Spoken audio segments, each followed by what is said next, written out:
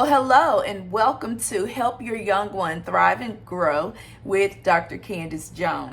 If you have a child who tends to not be able to sit still for long periods of time when you're out and about, specifically in maybe church services or places where they have to sit and be quiet for long periods of time, well, the correct way to deal with this is to plan. You have to train at home. You have to practice this. You can't just get somewhere and try to wing it. One of the things that I see when I'm out, I see parents giving young ones electronics, allowing them to watch a video to keep them quiet, and really just kind of struggling with them if they can't find a video that will keep their attention.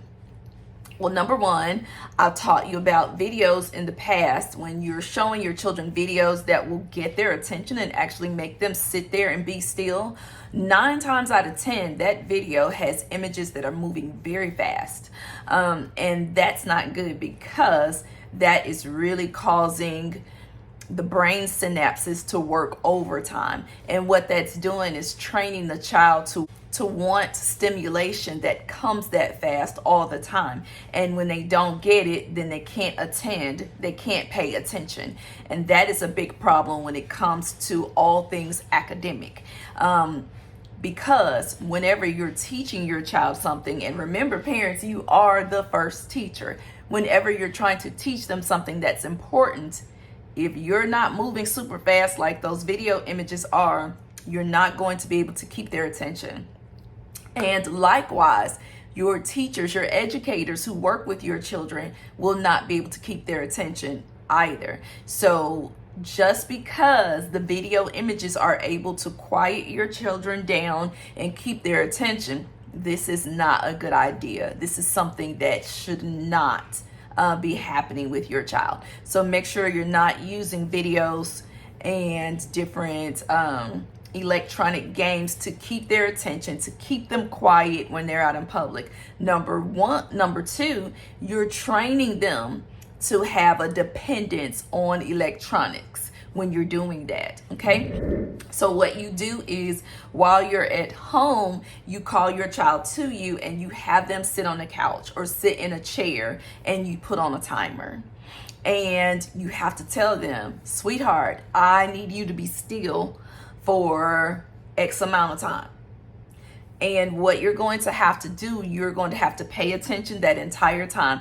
When they get restless and they're ready to jump up or get down off that couch or get down out of that chair, you got to put them back in there. Because remember, you're practicing for when you go out. And when you go out, you're not going to be wanting to have a struggle with your child. You're not going to want to be in a situation where your child is going to scream or not obey or act up, because that will put you in a situation that the Bible talks about. The Bible says that a wayward child brings open shame to the mother. So we have to train at home so that that does not happen.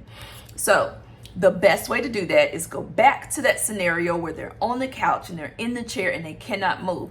Whatever your mode of discipline is, you're going to have to bring it out at that time and show your child that this is very important. When I tell you to sit down, I need you to sit down.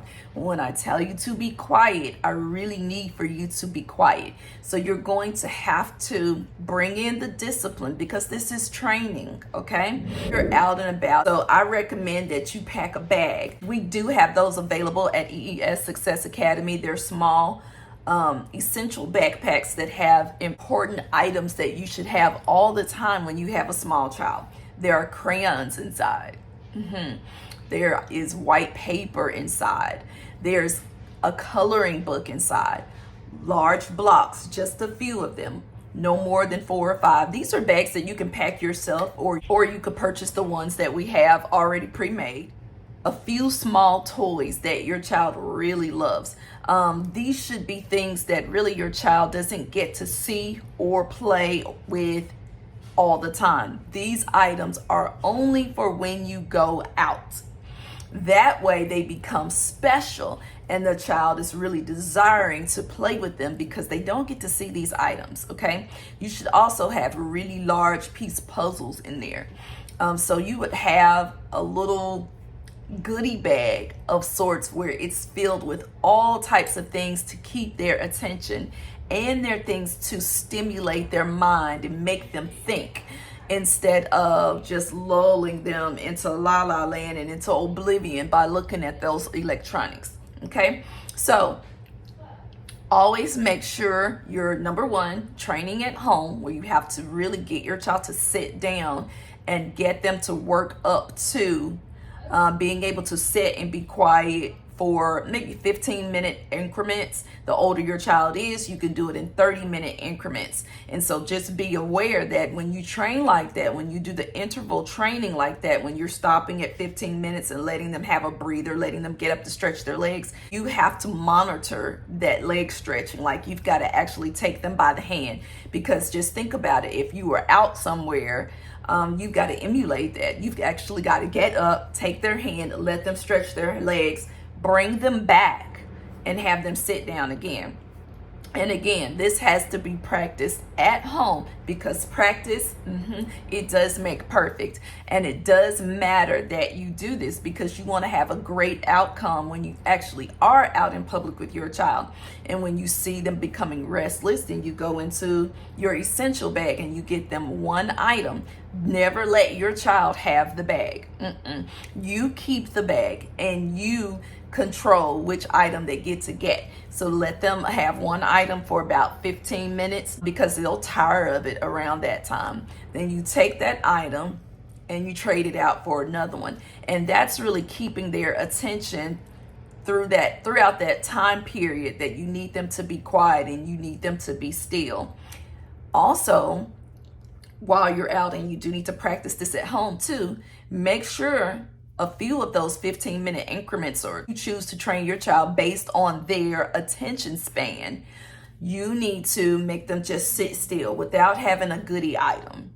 Because 9 times out of 10, if they could sit still for an extended amount of time, they will probably fall asleep. And that will be the best outcome for you when you're in an environment where you have to be there for a long time, but you need your child to be quiet. So I hope this tidbit has really helped you today. Go ahead and practice training with your child